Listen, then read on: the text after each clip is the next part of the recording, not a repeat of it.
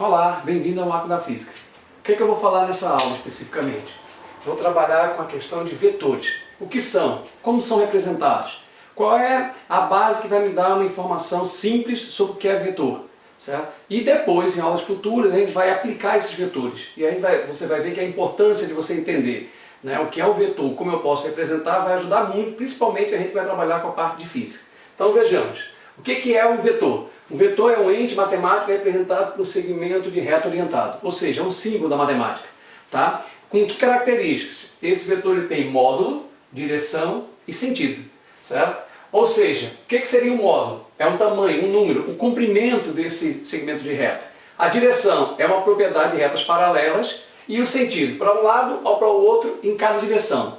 Direção e sentido está na aula que já está disponível, né, que eu já apresentei para vocês o que é direção e o que é sentido. Então o conjunto dessas três informações, módulo, direção e sentido, certo?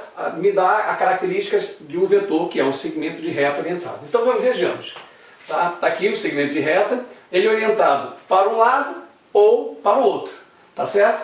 Porém, como eu vou identificar o seu módulo, a sua direção e o seu sentido? É uma pergunta interessante, porque eu tenho aqui um segmento de reta orientado, mas eu preciso identificar o módulo, a direção e o sentido desse vetor. Então vejamos, vetor, módulo. O que representa o módulo? O módulo é o tamanho, é um número, é o comprimento desse vetor. Então, toda vez que eu representar o tamanho do vetor, eu tenho um módulo dele. Claro, eu vou associar isso a um número, especificamente. Não vou entrar em detalhe nessa aula, em operações vetoriais, certo? Ou produtos vetoriais, não tenho interesse nessa aula, eu quero apresentar o vetor para vocês. Então, o módulo é o comprimento desse vetor, é o tamanho dele. Quando eu quiser uma informação sobre a direção, perceba que é um segmento de reta. A direção é uma característica, é uma propriedade de retas. Então, esse vetor sempre vai estar sobre uma reta. Eu desenho uma reta, né? E essa reta que dá suporte ao vetor é justamente o que a gente chama de direção. Nesse caso específico, a reta que dá suporte ao vetor é a direção horizontal, então a direção desse vetor é horizontal. O que me dá, ou o que eu preciso saber para me dar o sentido? Tá? Então o sentido é justamente essa setinha aqui, ó. Essa seta no segmento de reta orientado me dá o sentido desse vetor.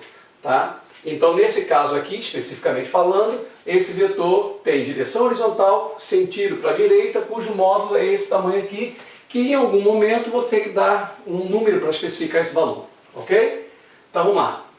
A pergunta agora é, como eu posso representar esse vetor? E aí geralmente a gente representa com uma letra, com uma setinha em cima. Essa setinha em cima é uma representação, é um símbolo para dizer que esse A é um vetor. Não tem nada a ver com direção e sentido de um vetor, ok? Então essa é a representação de um vetor.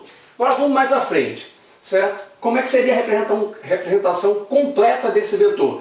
Está aqui o vetor, está aqui o símbolo dele. Para dizer a representação completa, eu tenho que ter um módulo, direção e sentido. A direção a gente observou que é horizontal, o sentido para a direita. O módulo é um número, é um tamanho. Eu especifiquei 5, certo? Mas poderia ser qualquer outro número. Mas no nosso exemplo, o módulo dele é 5 e esse aqui então seria o vetor A. Aí vem uma pergunta interessante, tá? Olha só, eu peguei vários vetores aqui, certo? 5 vetores, e eu poderia dizer quais são as direções desse vetor. O módulo a gente já sabe, que é o tamanho de cada um, representado aqui, né, em cores diferentes. Mas a direção de cada um deles. Então eu vou traçar uma reta em que eles vão estar sobre essa reta. Então no vetor A, certo? Eu tenho uma reta aqui que vai me dar a direção desse vetor A.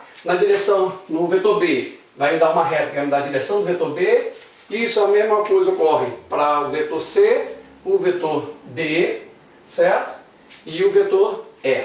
Ou seja, nós temos 5 vetores aqui espalhados com 5 direções diferentes. Ok? Então vamos lá. A importância de um símbolo. Esse símbolozinho aqui, que é a seta que fica sobre a representação de um vetor. É muito importante esse sinal, principalmente quando a gente for trabalhar as grandezas vetoriais, e mais à frente vocês verão isso. Ok? Uma letra sem essa seta em cima jamais poderá ser comparada a um vetor. Quando eu estou falando comparado, vai dizer que pode ser igual, pode ser diferente. Eu não tenho condição de comparar porque são coisas completamente diferentes. Aqui, certo? É uma coisa que a gente vai lá na frente chamar de escalar, e aqui é uma coisa vetorial. E lembrando que vetorial tem módulo, direção e sentido.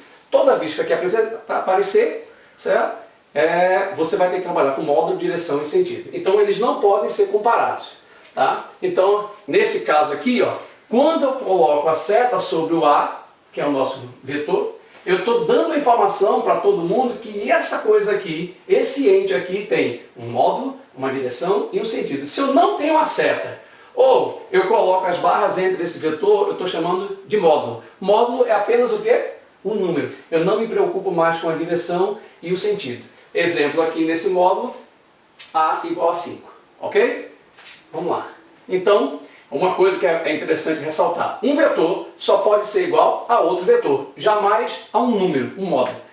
Eu não posso comparar número com vetor, porque o vetor tem 3 informações para cada vetor. O módulo, a direção e o sentido. E o número é apenas um número, um módulo, por exemplo. Tá? Então, eu peguei aqui 3 coisas que eu igualei. Esse primeiro, segundo e terceiro. O primeiro tem o vetor A igual ao vetor B. É possível isso? É possível que esteja correto, sim. Certo? Depois a gente vai trabalhar o que são vetores iguais, para a gente identificar de fato isso. Mas eu posso dizer que um vetor A é igual a um vetor B. Mas eu não posso dizer que um vetor é igual a um número, porque isso aqui tem módulo, direção e sentido, isso aqui é apenas um número. Então essa informação aqui está errada. É muito fácil, é muito comum você ver isso em alguns vídeos, por exemplo, quando põe força resultante com a setinha em cima, que está dizendo que eu estou falando do vetor força resultante, e iguala ao zero, que é um número.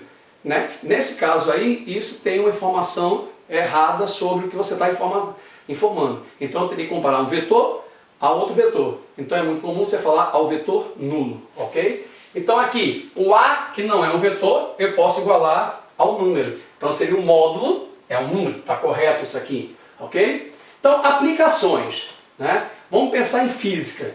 Aplicações em física, é óbvio que a gente já tem uma noção do que seja, embora mais na frente eu vou trabalhar com isso, com essas grandezas. Certo? São as grandezas vetoriais.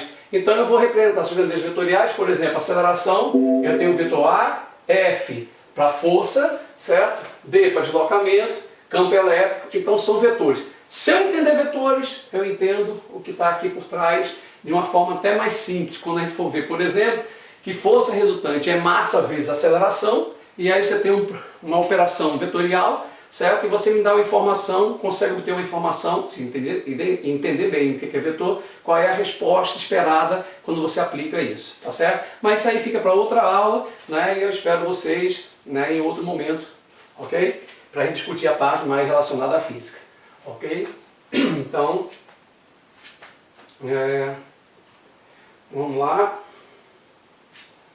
Até a próxima aí, valeu, muito obrigado e fiquem conosco.